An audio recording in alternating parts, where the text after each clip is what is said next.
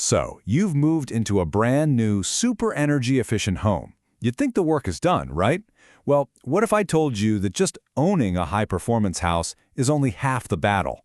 Today, we're going to dive into how you can actually master your modern home. And I mean unlock some incredible comfort. And yeah, some massive savings. It's not just about the fancy construction, it's all about how you live in it. And the difference? It's pretty staggering, as you're about to see. So what are we really talking about here in terms of savings? Take a look at this number. The person behind our source material saved over 100,000 yen. That's almost $1,000 on energy in their very first year. And get this, that was when electricity prices were actually going up. But you know, the real win here wasn't just about the money. This quote says it all. This was their old life.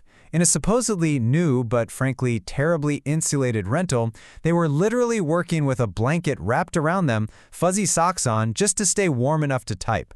Moving to the new place completely changed that. We're talking about living comfortably, barefoot, even in the middle of winter. Now that is a life-changing upgrade in comfort that money can't buy.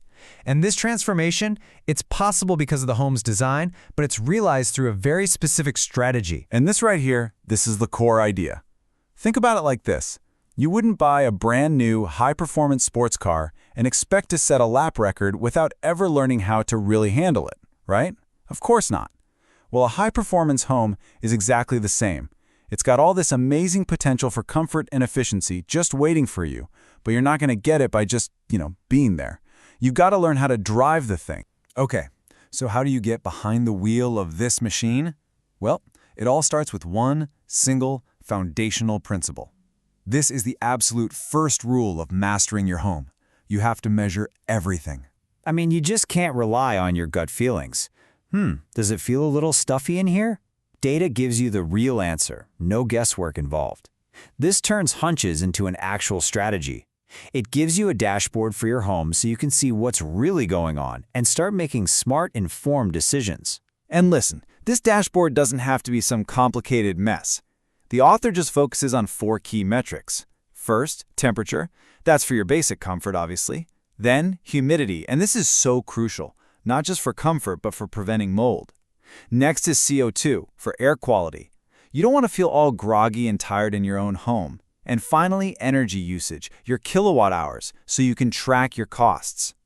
With just these 4 numbers, you have everything you need to start making adjustments. So let's put it to the test with the first big challenge, summer. You know, in these modern, tightly sealed homes, the biggest enemy in the summer isn't always the heat. Nope, it's something way more sneaky, humidity. To really crack the summer code, you've got to understand and tackle this invisible force head-on. And the key here is to focus on a metric you probably don't see on your weather app. It's called absolute humidity. Forget relative humidity for a second.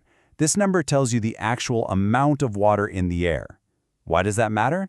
Because your home's ventilation system is constantly pumping outside air and all its moisture into your house 24/7. Okay, check this out. Here's a real head-scratcher from the source. It's an evening in early summer. The temperature inside the house is a comfortable 25 degrees Celsius, but the air outside is actually cooler at about 22 degrees. So the obvious question is, why on earth is the AC still running? I mean, it's cooler outside. Shouldn't you just throw open a window and let all that cool air in? In an old, drafty house, yeah, maybe. But in a high-performance house, that would be a huge mistake. And here's why. Because the absolute humidity outside was a whopping 16.3 grams per cubic meter. Opening the windows would have been like opening the door to a literal swamp. The indoor humidity would have shot past 70%. I'm talking prime conditions for mold growth. The AC wasn't fighting the temperature, it was fighting the moisture. This is a perfect example of why you just cannot trust temperature alone. All right, now let's completely flip the script and talk about winter. Here, the problem is the total opposite. The challenge isn't staying warm. These houses are amazing at that. The real fight is against super dry air. Your entire strategy just flips 180 degrees. In the summer, you're doing everything you can to get moisture out. But in the winter, when the air outside is bone dry, your goal is to keep every last drop of moisture in by capturing all the humidity that's created just by, living your life. So how do you do that without running a humidifier nonstop? The author's solution is just brilliant. Life-based humidification. We're talking simple, no-cost hacks. Things like leaving the warm water in the tub after a bath so it evaporates into the air, or drying our laundry indoors. And my absolute favorite one? They found that a small indoor tomato garden had a huge humidifying effect. So you get a comfortable home, and you get delicious tomatoes as a bonus. How cool is that? Okay, so we've got comfort totally dialed in. Now, let's talk about the money. To really achieve economic mastery of your home, especially if you have solar panels, it is all about one thing: timing. It's about shifting your energy use to line up with when you're making free power from the sun. To save energy, you got to know where it's all going. And the data here is so revealing. A massive 77%, more than 3/4, of the home's total electricity use came from just 5 things: the hot water heater, the living room stuff, the kitchen appliances, the laundry, and the dishwasher. Forget everything else. These are your main targets. So the solution is to create a solar-powered day. It's like choreographing a dance for your appliances. You strategically shift those big energy hogs into the middle of the day when you're getting free solar power. The dishwasher and laundry, they run as the sun comes up. The hot water heater, that's the big one. It's timed for late morning. By consciously planning out the day like this, the author cut their electricity bill for these items by over 80%.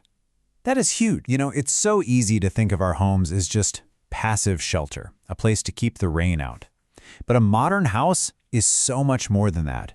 It's an active system. It's a high-performance machine that you can actually learn to tune for incredible comfort and amazing savings. So the real question isn't what kind of house you have, it's what kind of driver you're going to be.